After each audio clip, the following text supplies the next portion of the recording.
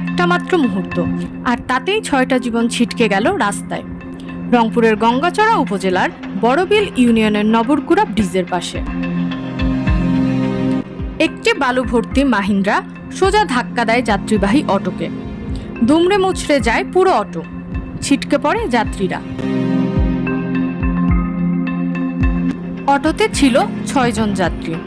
গুরুতর আহত হন বড়বিলের সাজু মিয়া, তুলসীর হাটের লিজু আর কুতুবের হাটের রেজাউল। তাদের অবস্থা এখনো আশঙ্কাজনক। স্থানীয়রা ছুটে এসে আহতদের উদ্ধার করে গঙ্গাচড়া স্বাস্থ্য কমপ্লেক্সে নিয়ে যায়।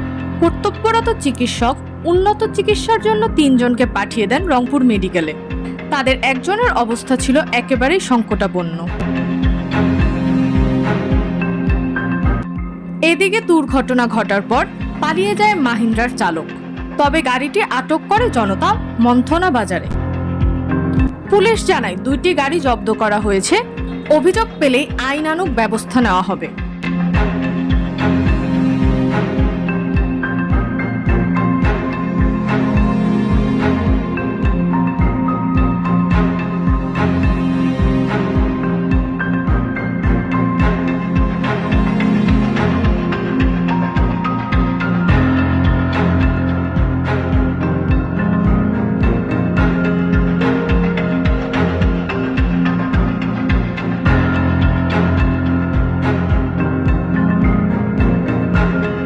Desk report, IView News 24।